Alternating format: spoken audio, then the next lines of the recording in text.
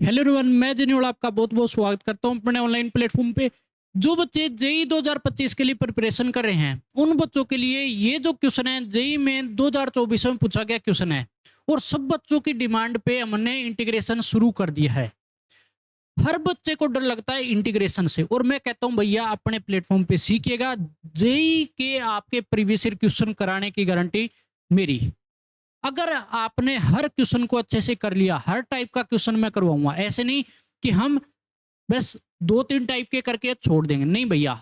जितने टाइप के, जब तक आप कहोगे कि भैया हमारे को इतने क्वेश्चन कराने हैं और हमारा इंटीग्रेशन तैयार हो जाएगा, तब तक हम करते रहेंगे। और सभी बच्चों को एक एक चीज पे फोकस करना है और हर बच्चा अपने प्लेटफॉर्म पे जो आता है वो जेई मेन के प्रीवियस ईयर क्वेश्चन करता है। +1 का बच्चा डायरेक्ट जेई मेन के प्रीवियस ईयर क्वेश्चन मेरी क्लास करने के बाद हमेशा करता है। तो जब तक प्रीवियस ईयर क्वेश्चन आपके नहीं होंगे ना, तो आपकी जेई मेन की आपकी तैयारी बिल्कुल भी नहीं है।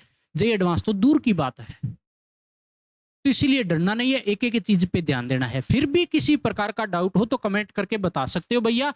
लेकिन इंटीग्रेशन सीख के मार्केट में पूरा रुका आपका होगा, पूरा आपका टोरा होगा कि भैया उस बच्चे को इंटीग्रेशन तो 100% आता है। इसीलिए हर चीज को सीखना है ताकि मार्केट में एक चर्चा तो जरूर रहे कि मेरे को इंटीग्रेशन है अच्छे से आया है। तो सबसे पहली चीज की गिवन क्या है देखिएगा। आपको बोला है इंटीग्रेशन के अंदर ये है और आपको बोला इसका इंटीग्रेशन करने के बाद आपको ये मिलेगा। Then the maximum value of a sine x plus b cos x. तो आपको यहां पे मैक्सिमम वैल्यू पूछी है किसकी, a sine x plus b cos x. तो भैया ये तो कोई बड़ी चीज नहीं है, हमारे को चाहिए ए और बी। और आपको पता है कि ए स्क्वायर बी स्क्वायर यहाँ पे बिठा रखा है और आपको इंटीग्रेशन करने के बाद देखो यहाँ जो आंसर दे रखा है इक्वल में, वहां पे ए और बी का कोई नाम है नहीं है। इसका मतलब जो इसका इंटीग्रेशन आएगा हम कंपेयर करके ए और बी लेके आएंगे। और जेई मेन की काफी ज्यादा इस तरीके से पसंद चल रही है, काफी ज्यादा। मतलब क्वेश्चन को थोड़ा घुमा देता है और बच्चा डर जाता है कि कैसे निकालूं मैं ये चीजें। तो भैया डरना नहीं है, सिंपल इंटीग्रेशन करो। सबसे पहले देखो आपके पास जो इंटीग्रेशन में है, integration 1/a² sin square x plus b² cos square x है। सबसे पहला काम करना है क्या भैया कि न्यूमरेटर और डिनोमिनेटर में divide by cos square x.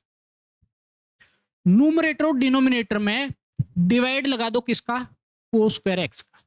तो आप बोलोगे भैया मेरे पास तो ऐसा बन जाएगा, फिर इससे क्या होगा, आपके पास हो जाएगा 1/cos स्क्वायर एक्स dx पड़ा रहेगा। चीज को समझना। देखो नीचे मेरे पास जब डिवाइड लगेगा तो प्लस का साइन है, अलग अलग डिवाइड लगा दूं तो आप बोलोगे a² sin square x upon cos square x. अरे बहुत आसान क्वेश्चन है। b² cos square x cos square x ये बन जाएगा ना, divide by cos square x. Numerator और डिनोमिनेटर में हमने डिवाइड लगा दिया। उसके बाद देखो जो जो काटा पीटी और ये काट दो, आप बोलोगे cos स्क्वायर से ये तो कट जाएगा। तो मेरे पास जो न्यूमरेटर में बना वो बन जाएगा सीकेंड स्क्वायर एक्स। बस यही चाहिए था अपने को। Divide by a² sine upon कोस, आप बोलोगे भैया tan स्क्वायर एक्स प्लस में b² बचेगा, प्लस में क्या बचेगा b²। अब आपको क्या करना है, इतना होने के बाद एक चीज बता दो बस कि tan x का डेरिवेटिव क्या होता है, आप कहोगे सीकेंड स्क्वायर एक्स। तो मैं क्या करूंगा, इस tan x को t मानूंगा, इस tan x को t मानूंगा भैया।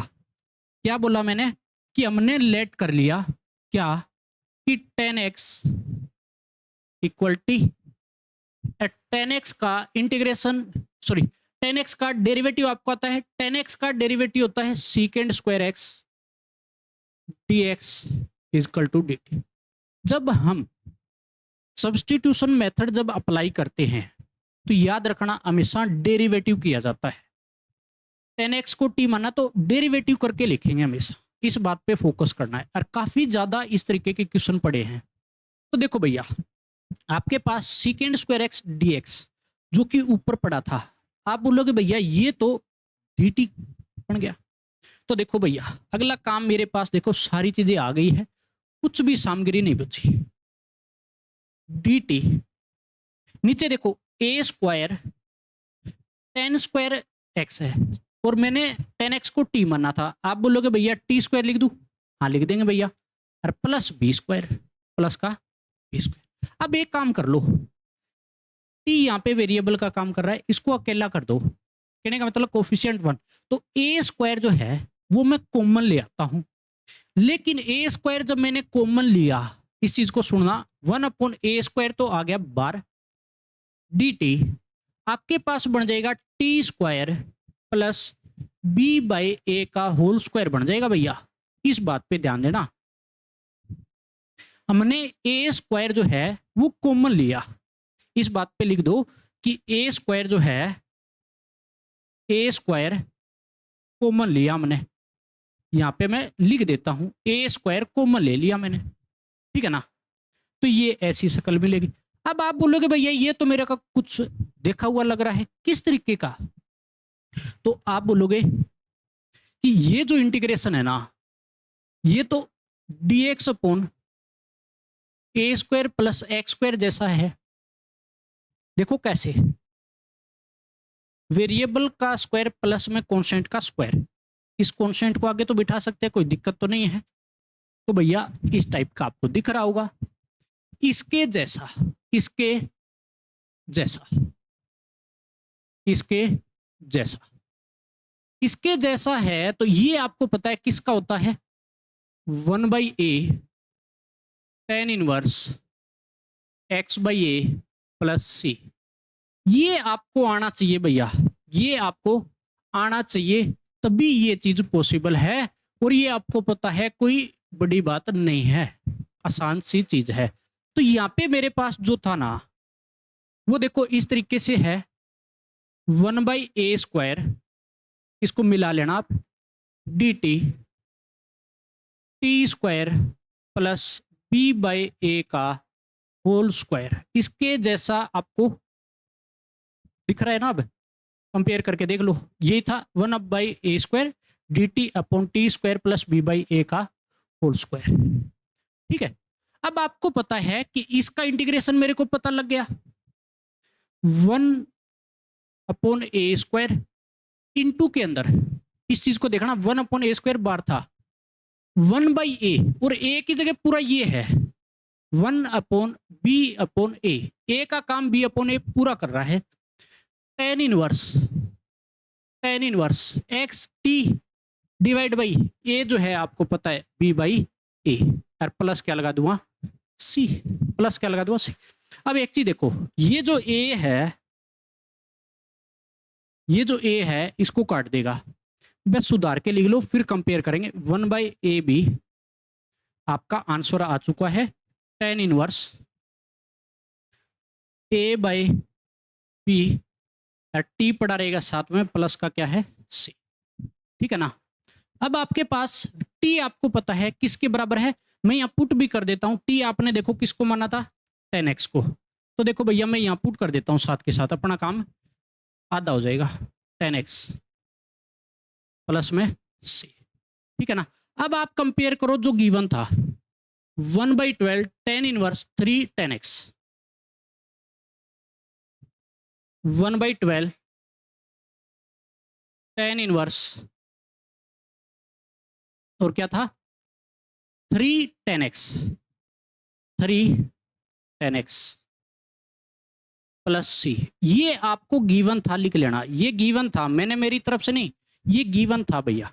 कंपेयर करो दोनों को, आप बोलोगे ए बी की जो वैल्यू है ना, कंपेयर करने पे ए बी की वैल्यू 12, देखो ये ए बी की जगह 12, a/b 10x के साथ 3, तो कहने का मतलब a/b जो है वो कितना हो जाएगा, a/b मैं यहाँ लिख देता हूँ एक बार के लिए, आप बोलोगे 3 हो जाएगा।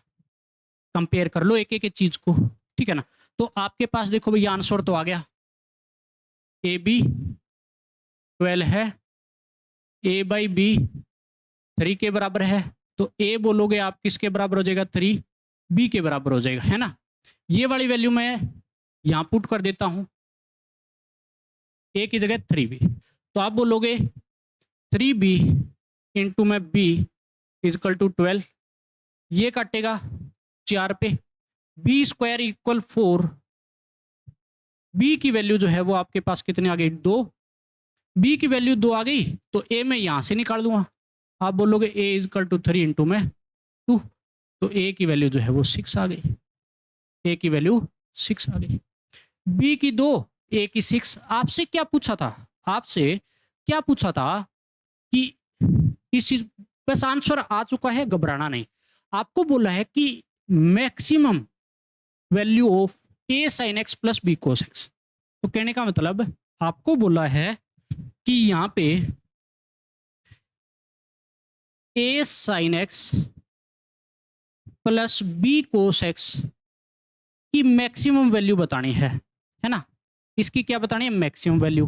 तो ट्रिगो आपको आती है, रेंज आपको निकालनी आती है, तो आप बोलोगे भैया ये जो है ए की वैल्यू मेरे पास 6 साइन एक्स प्लस 2, याद कर लो इतने तक, मैं नहीं तो मेरे को तो बताना ही बताना है भैया, इसकी मेरे को मैक्सिमम बतानी है ना।